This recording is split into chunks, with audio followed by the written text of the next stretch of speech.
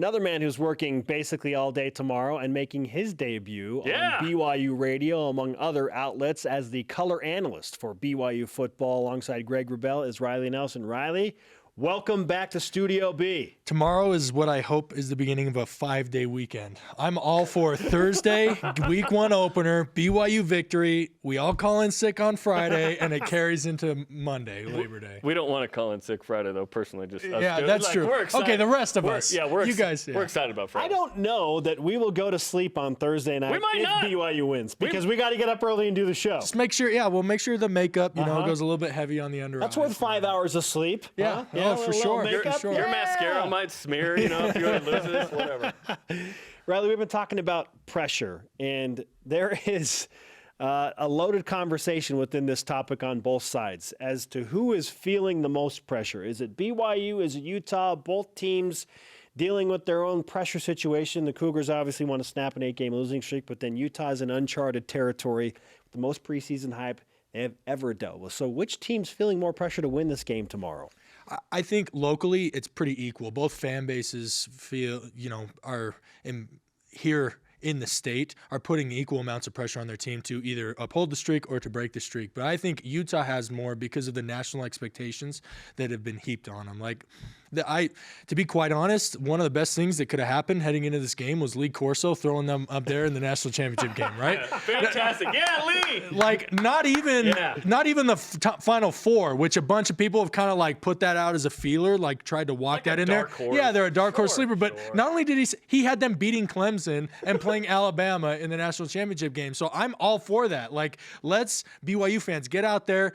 At tweet or quote or whatever your favorite social media, remind all the Utah players that that's the expectation set for them. That'll increase some of the pressure. And from BYU's standpoint, what's really the difference? I know people will say, well, a lot, but between an 8-game losing streak and a 9-game losing streak, they're both pretty bad, right? We find ourselves, so go out there, play loose, let it all hang out.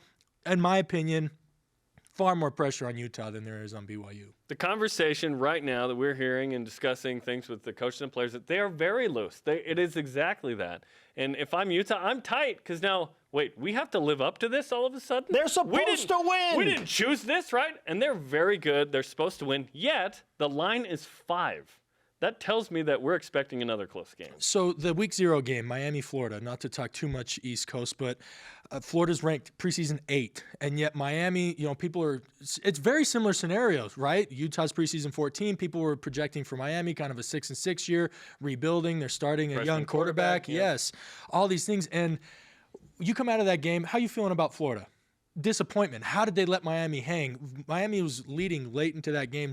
Had the ball. Yeah, and how are you looking at Miami? They're going to be better than possible. So even in a losing scenario, you're feeling optimistic about Miami and a little bit pessimistic about Florida. That's the pressure that's another way to articulate the pressure that's on Utah's shoulders heading into this game and the opportunity that's out there for BYU to let it hang out. There's no holds barred.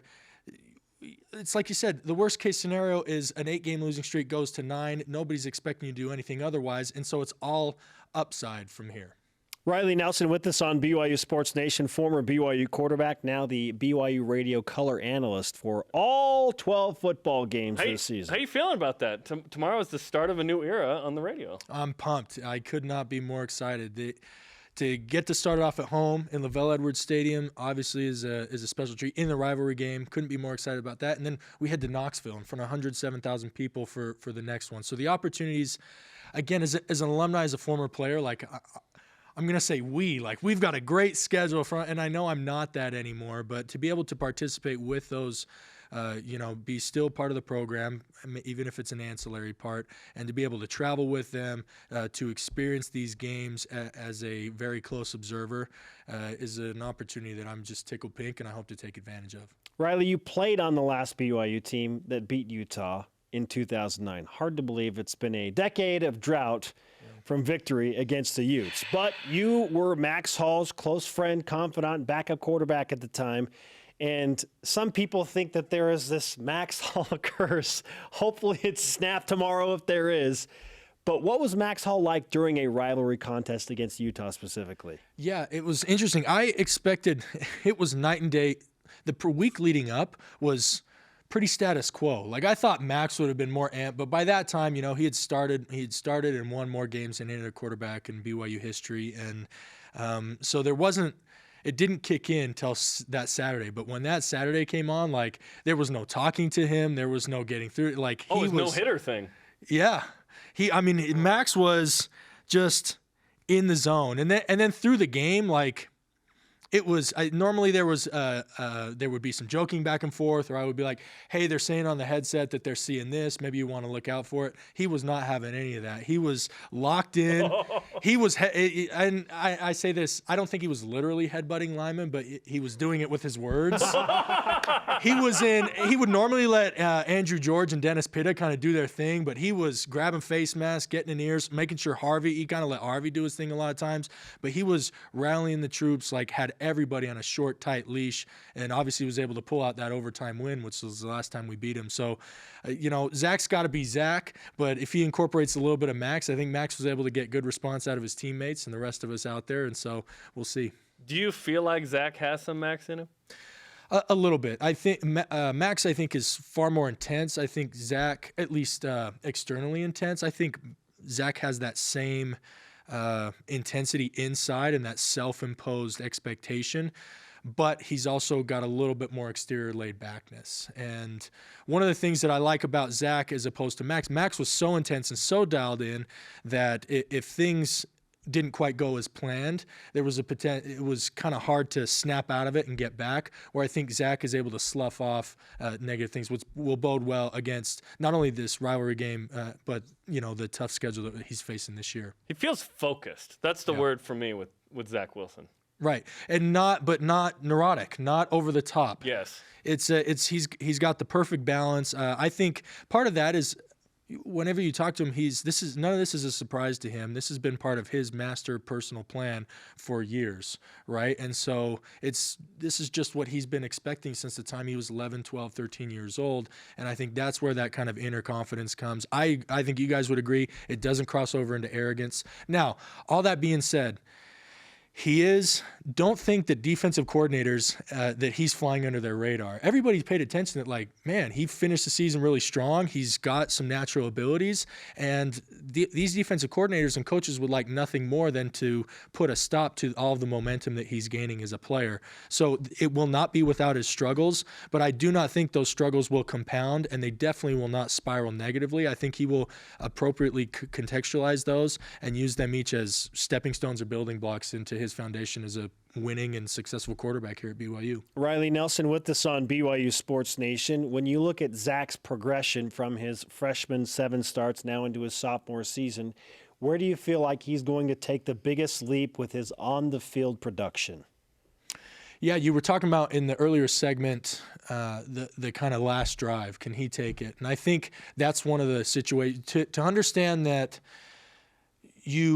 while you are extremely focused on getting, scoring the touchdown or getting yourself in a field goal position or doing whatever you have to do to win the game, you cannot press that, because the second you start to press, you get negative reactions. Steve Young, one time he was around, used to say that the best thing you can do in a 2-minute scenario is the same thing you would have done in the first 2 minutes of the game, because the likelihood is that the other 21 guys on the field are trying to do something different, something extra, which actually brings their level of execution down. And if you can execute at a consistent level, then you're going to be the one that shines. You're going to be the one that stands out. And I think that is the greatest opportunity for Zach. You mentioned the Northern Illinois game, of course, the Boise game. He had those close games where he had the opportunity and it didn't bounce his way. I mentioned earlier he's going to use those as learning experiences. I think he's done that, and I think that's the opportunity for him to take the biggest step. Turnovers have played such a massive role in this series. BYU's minus 11 in the 8-game losing streak, 7 defensive touchdowns by Utah. Do you feel like BYU can win the game if they don't win the turnover battle, or is it they have to be plus in this? I think they can. I don't think they can be in a deficit, but I think they can tie it. So if it's 1-1 or 0-0, so last year it was 0. Yeah, 1-1. yeah. So not winning. I don't think they have to win, but I don't think they can lose it. I think we can get away with a tie or being in the plus, and the reason is because from a fan standpoint, and also there's, Utah likes to tout that there's nobody in their program that's tasted defeat by BYU. Similarly, there's no one in BYU's program that's beat Utah, and so belief plays a big part into this.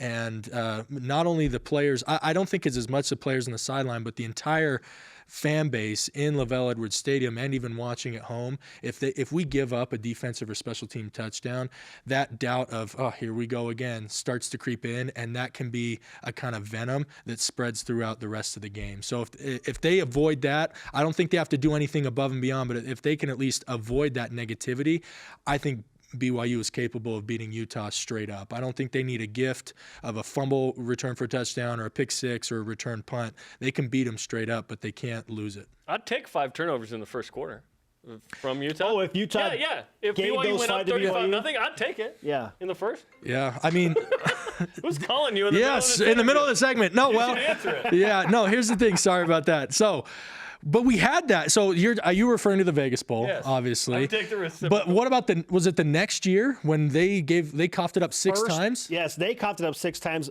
Ironically, We coughed it up 5, didn't we? Three. Over 3. But the first play of the game, the first offensive play of the game for BYU was a pick six. Yeah. Was None a of that. pick six. How about BYU does that? Boom, pick 6, up 7-0. Let's go. So that's the biggest. You mentioned 7 defensive touchdowns for Utah, and were there any special teams touchdowns thrown in there? I know I'm kind of asking you to pull out stats. I don't think. I don't there's remember. been a I don't ton of remember kick any of that. No, me neither. But regardless, we don't even have one. It's 7-0. So when we talk about law of averages, that's crazy. I know. And when you look on averages, I think a defensive touchdown happens, I think, once about every 3 games. If you look at the global average, Utah's averaging almost 1 every rivalry game. It's nuts. It is crazy. And so and they're number 1 in the Pac-12 Yeah. in that era in defensive touchdowns. It's not like it's just against BYU. It's against everybody. right. And so look, they architect their program that way, right? The whole ball that they play is offense, do not screw it up for the defense, and defense, we're going to put you in positions to wreak havoc and make an absolute momentum shifting play like they've done in the past. So it's got to shift our way at some point, but even if it doesn't, I'm confident BYU can still pull it out. I can't believe I'm going to say this, and we'll finish here, but in terms of the head-to-head position group matchups, it's a fun conversation to have. I think BYU, for the first time in this rivalry series in the last decade, may have an advantage in the kicking game. And this could prove huge tomorrow. One, because field position battle, I think, especially in the BYU-Utah game, is enormous. And then making field goals. Utah doesn't have a proven kicker for the first time since before Louis Sakota in 2005 and 6. It's crazy. Yeah, and that in close games like this that have come down to so many special teams plays, I'm really looking forward to that. To them finally being in a position where they're searching for answers, and BYU being in a position of we've got a guy that has kicked game-winning kicks. And he's come back from his mission, and guess what? He's kicking the ball even further and more accurate than he was before. And that's one. I know Huntley's getting a lot of praise. And I don't want to hype up Zach because I think that I want to let him progress and give him that latitude. But I also think BYU has a distinct – I think we have go position group versus position group. The most important position in football is quarterback, and I think BYU has an advantage there. Now, you can argue the players, maybe some of the skill positions around him on Utah, but – Zach is more accurate. I think he's equally as lethal with his legs, and he's also not coming off. I know they're both kind of coming off injuries, but Zach's was much more one of it was overuse. It was kind of fixing a problem. He didn't get knocked out of a game by getting driven into the ground and having his collarbone snapped. So Tyler Huntley's going to have to overcome that while dueling against, and I know they're not on that's one of the cliches, quarterbacks are never on the field at the same time, but it is, tennis, each getting their chance to hit the ball. And while dueling against Zach, who not only is hungry, but is a very talented and guy who from the outset has said he's going to be the one to break this curse or streak or whatever. So I'm anxiously looking forward to that. How cliche, right? The quarterback's going to look for the quarterback. Yeah, classic. Riley, great to talk to you, man. Thanks Fun for having me on. We're it's game day eve, man. And good luck on your radio debut. Yeah, thank you. And here's to a happy Friday, right? Yeah. Absolutely. Oh, yes, please. Oh, yeah. Yes, please. You can party all night with us following let's the hang out after. All right, Yeah. okay.